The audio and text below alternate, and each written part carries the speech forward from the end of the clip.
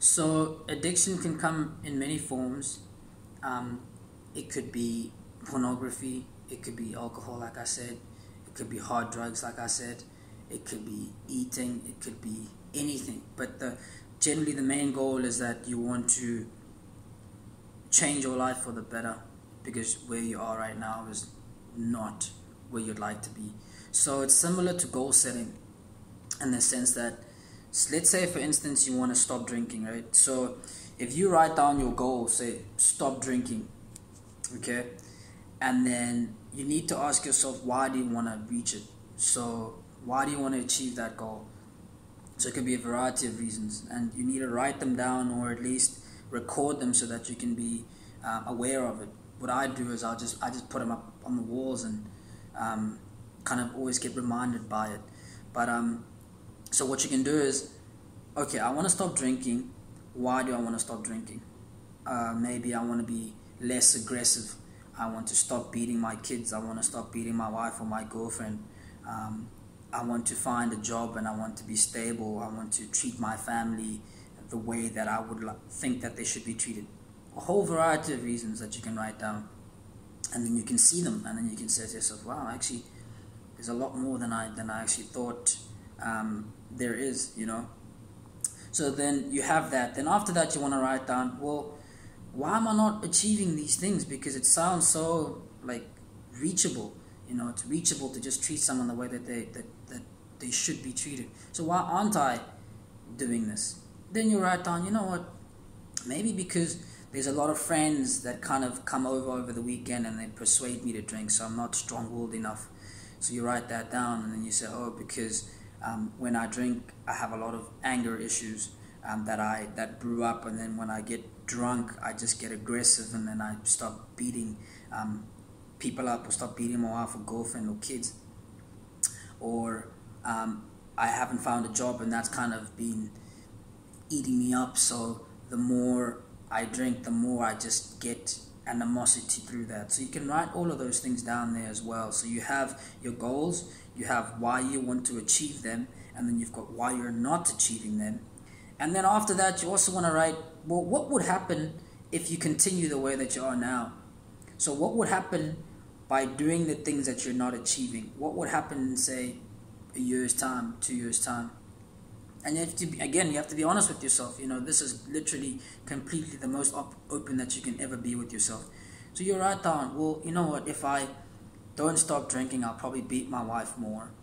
And then that means then I will probably end up in jail or end up with a case. And if then I end up with a case, that means then I definitely wouldn't find a job. And then that means then I'll probably lose my kids. And then that means then I'll probably be even more angry. And you find that when you have these contrasting things, you get so like, oh wow, so this is actually this can be a very bad pattern if I can see it that way, if I can predict it that way. And you see it like, man, like actually I'm drinking here trying to solve issues, and then these issues actually just get compoundingly worse. So wow, okay, so all I have to do is try to reach these little goals that I've set myself and why I want to achieve them, and then I'm running away from that. Because then you find that, well, what if you actually do achieve what you want to achieve? What will happen in 2 or 3 years' time then? Oh, maybe I'll find a job. I'll be less aggressive. I'll stop beating my wife. I'll stop beating my kids. I'll have control over everything. Maybe I'll even have a job elsewhere, and I can teach my kids this. Then you find, wow, okay, that's pretty good. And again, when you write stuff, you can see it happen, and it's a bit easier to then kind of visualize, you know. And especially a lot of people kind of learn that way when they, you know, if you see it, then it's easy to visualize. If you think about it, it's easier to remember, to forget. So then you say, okay, fine, now what must I do? So you say, okay, well, let me set myself true milestones, right? So let me watch myself and say for a week or for 2 weeks where I'm saying, okay, well, how much do I actually drink, right? And what do I drink? So you say, well, in a day I drink this much. I drink a bottle or 2 bottles a day. Okay. And then in a week I drink about, 7 times 2, 14 drinks or 14 bottles. But then maybe on the weekend you drink a bit more because then you're chilling with your friends and you find, oh wow, I drink 4 more bottles than I'm supposed to, which leads up to about 18 or 20 bottles a day, which is obviously an extreme level, but you see that actually, man, this is not right. And then you find that then the more you do that in that week, the more problems that you have, and they compoundingly get worse every week, because then this week I'm beating my kid, then the next week I'm beating him and my wife, and the next week I'm beating him, my wife, and I'm going out and having fights with other people. Then you're like, wow, okay, fine. Now let me set myself goals. Okay, so instead of drinking maybe a bottle a day or 2 bottles a day, can I drink 1? Can I drink nothing? And then you say, oh, I thought I'll be able to drink nothing. Okay, fine. So what would you be able to do then? Okay, I could drink 1 a day instead of 2.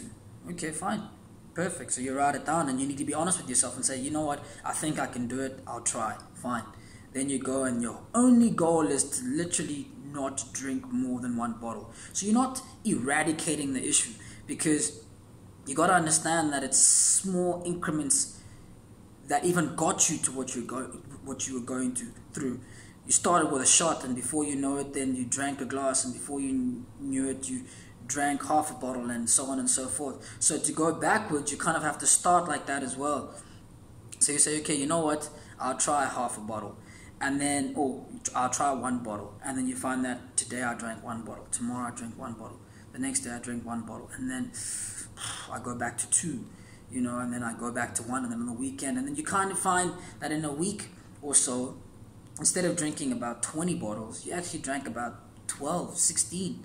That's 4 less, and you find, that's actually not even amazing, but it's like, no. So you take that and you say, okay, well, now I've drank 4 less. Okay, perfect. So what would then make me then drink half a bottle, right? And then you say, okay, fine. And you got to understand that, again, it might not be a big change that you're doing, but it's a change, and you need to be happy about that and reinforce that. Otherwise it wouldn't have been a problem if you didn't see it that way. So you say, okay, well, that's 4 less. How about then, maybe if I drink half a bottle, or maybe I drink 2 less this week, right? And then you say, okay, fine, let me try maybe cut off on the weekend. Let me try and cut off 2 more bottles on the weekend, or 1 more bottle on the weekend. And then you find that, okay, well, then the following week I drank 6 less than the previous week, right? And now you're like, wow, okay. And then you start seeing a pattern. You start seeing that I'm actually improving, in the sense that, so when I'm doing all of this, then I become less mad. I don't beat up my wife. I don't beat up my kids. I'm on the right path, And then you reinforce yourself that way. You kind of then say, oh, wow, okay, well, this seems to be working. It's not gone, but it seems to be working. And you also have to understand that obviously there'll be relapses, and that your journey is not kind of going to be straight up, improvement. It's going to go up and down, up and down, up and down, but it's increasingly getting better. 1 week you're drinking 18. The next week you're drinking 16. The other week you're drinking 20. You look at those days where you're drinking 14, 16, and you ask yourself, what did I do that those days or those weeks? And then you kind of write that down. Actually, so this week I fought less with my boss. I drank less. And in those times, it's also very good to have something that you put in there that you kind of will help you get away from it. So, for example, I spent less time with my boys. So maybe that actually helped. Maybe they were the negative reinforcement. Or I played more sport, or I cooked more. Or you did anything that you really enjoy, that you engaged in, that you find that, actually, when I play more football, I don't drink because I don't want to be puking afterwards. So then I play more sport. And then the days that you play more sport, you drink less. So then what do? You try to play more sport. So you try to fill in those gaps where you would be doing something negative and you fill it with something positive that you really enjoy, and you need to find out within yourself what you enjoy. Painting, having deep conversations, and you're trying to, it's almost similar to kind of trying to replace an addiction with another addiction, but a positive one. It's similar to that. It gets very tricky, but a positive reinforcement, you know, something good, something that's going to actually make your life a bit better. So then you find, oh, okay, well then let me keep doing that more and more and more. And then the more you do that, the more you find that then if you actually calculate it in a span of 2 months, right, as opposed to in a span of a week, then you find that, oh, actually when I started this whole thing, and you can see it, when I started this whole thing, I was drinking 20 bottles a week, and now I've cut that down to about 4 or 5 or 6. And once I've done that, I'm getting closer and closer